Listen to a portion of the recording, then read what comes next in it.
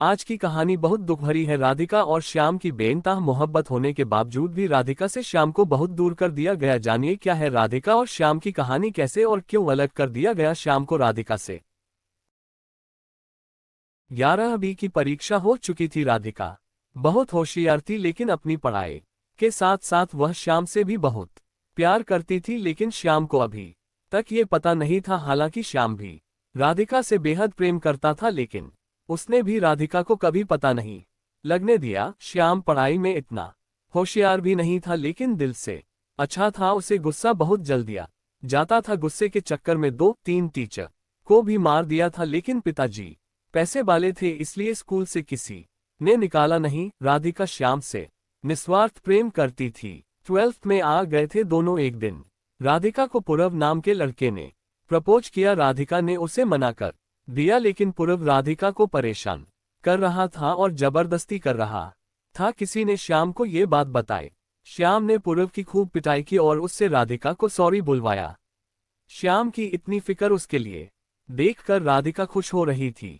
कुछ दिन ही बचे थे 12th के पेपर के लिए। उसके बाद श्याम और राधिका अलग हो जाएंगे, ये बात दोनों अच्छे से जानते थे। इसलिए एक दिन श्याम ने राधिका को प्रपोज करने का सोचा और उसी दिन राधिका ने भी श्याम को प्रपोज करने का सोचा।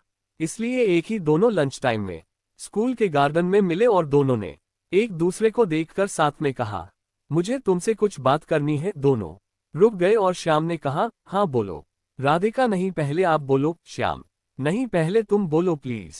राधिका के ठीक है, एक काम करते हैं, आप अपनी बात एक कागज में लिख कर ले आओ। मैं भी अपनी बात कागज में लिख ले रही। दोनों साथ में अपनी बात साथ कह लगे। श्याम मुस्कुराया और ठीक है कहकर पेज पर अपने दिल की बात लिखने चला गया। राधिका पहले से लव लेटर लिख कर लाई थी। लंच खत्म होने ही वाला था। श्याम लेटर लिख कर लाया और राधिका को दिया और राधिका ने अपना लेटर श्याम को दिया। दोनों ने मन में साथ पढ़ा।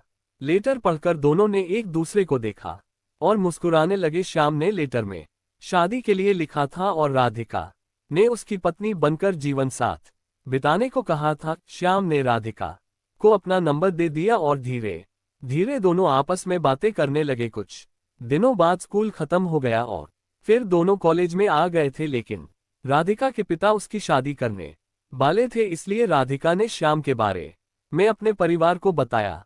लेकिन राधिका के पिता नहीं माने और राधिका के लिए एक लड़का देखा और रिश्ता पक्का कर दिया। राधिका श्याम के बिना नहीं रह सकती थी, इसलिए राधिका ने भागकर शादी करने का फैसला किया। जबकि राधिका के पिता ने उससे साफ कह दिया था, अगर भागी तो दोनों को जान से मार देंगे। उन्हें अपनी इज्जत अपनी लड़की की खुशी से भी ज्यादा प्यारी थी। लेकिन श्याम ने राधिका को तसल्ली देकर कहा, सभी के पिता ऐसे ही बोलते हैं, शादी के बाद वो भी मान जाएंगे।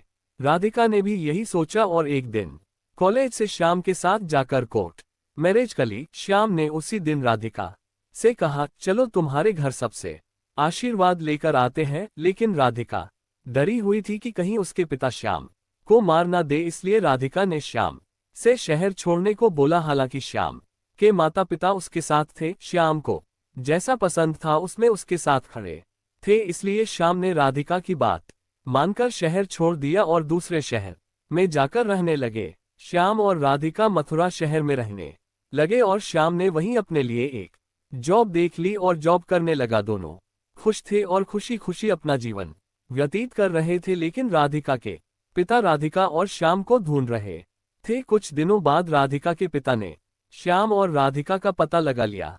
लेकिन राधिका के पिता ने राधिका से बात करने की कोशिश करी तो एक दिन शाम को राधिका के पिता ने राधिका को फोन किया। राधिका के पिता को ये शादी मंजूर नहीं थी और राधिका से घर वापस आने को बोला और श्याम को डाइवोर्स देने को कहा। लेकिन राधिका ने श्याम को छोड़ने से इनकार कर दिया और फोन काट दिया। एक दिन राधिका के पिता ने श्याम का नंबर निकलवाकर उसे भी फोन किया और कहा, राधिका को छोड़ दो। लेकिन श्याम ने सम्मान से जवाब देते हुए कहा, आप कैसे पिता है, अपनी ही लड़की का घर तोड़ने को कह रहे हैं।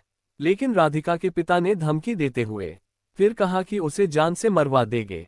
उन्होंने ये भी कहा कि सब पता है, तुम लोग कहाँ रह रहे हो। श्याम ने सुनकर फोन काट दिया। श्याम ने राधिका को ये सब बात बताई। राधिका और डर गई और रोते रोते कहने लगी, गलती कर दी, भाग कर शादी करके अगर आपको कुछ हो गया तो मेरा क्या होगा। तब श्याम ने राधिका को समझा कर चुप कराया और कहा, ऐसे कोई किसी को नहीं मारता, वो बस डरा रहे हमें ताकि हम अलग हो जाए। तुम चिंता मत करो, कुछ नहीं होगा मुझे। राधिका, ठीक, पर हम मथुरा से कहीं और चलते हैं, उन्हें यहाँ का पता लग गया है। श्याम ने राधिका की बात मान ली और अगले दिन ही भोपाल के लिए निकल गए।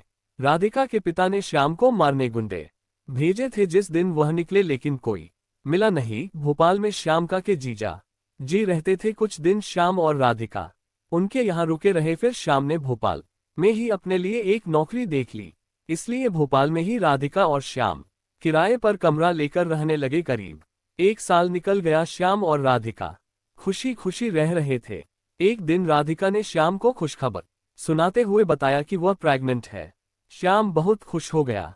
राधिका की माँ उससे छुप छुप कर बातें करती थी, तो राधिका ने अपनी माँ को ये खबर सुनाई। उसकी माँ भी खुश हो गई और राधिका श्याम भी बहुत खुश थे। कुछ दिनों बाद राधिका की बहन की शादी थी। शादी के 1 महीने पहले राधिका के पिता ने अपनी पत्नी से कहा, मुझे पता है कि तुम राधिका से बात करती हो। राधिका की माँ डर गई और चुप ही रह गई, लेकिन राधिका के पिता ने अपनी पत्नी से राधिका और श्याम को शादी में बुलाने को कहा। राधिका की माँ सुनकर बहुत खुश हो गई। राधिका की माँ ने राधिका को फोन किया और कहा, अगले महीने बहन की शादी है, तुम्हारे पापा ने तुम्हें और श्याम को बुलाया है। राधिका सुनकर खुश हो गई और पूछा, क्या पापा अब मुझे नाराज नहीं है? माँ, नहीं, तभी तो तुम्हें और श्याम को इतने साल बाद बुला रहे। राधिका बहुत खुश हो गई। शाम को जब श्याम घर पर आया तो उसने श्याम को बताया। श्याम ने कहा, ये तो अच्छी बात है। राधिका, चलेंगे ना हम लोग वहां? श्याम, हाँ, तुम चली जाना, मैं नहीं जाऊंगा। राधिका, क्यों? श्याम, मेरा दिल नहीं कर रहा। श्याम ने बहुत मना किया, लेकिन राधिका ने श्याम को जाने को कहा, इसलिए फिर श्याम भी राधिका की खुशी के लिए जाने को तैयार हो गया। राधिका को खुश देखकर श्याम बहुत खुश था और राधिका भी बहुत खुश थी, सोचकर कि उसके पिता मान गए, लेकिन किसी को ये नहीं पता था कि ये सब उनका बिछाया जाल है। राधिका की माँ को भी कुछ पता नहीं था। करीब शादी के 15 दिन पहले श्याम और राधिका चले गए। हालांकि राधिका के पिता ने किसी से बात नहीं की, लेकिन उन्हें पता नहीं लगने दिया कि उनके साथ कुछ गलत होने वाला है। 2-3 दिनों बाद राधिका को उसकी माँ और बहन के साथ बाजार भेज दिया शॉपिंग करने। उसी दिन राधिका के पिता के कहने पर राधिका के भाई और कुछ लड़कों ने मिलकर श्याम को कमरे में बंद करके बहुत मारा, लेकिन श्याम इतनी मार सह नहीं पाया।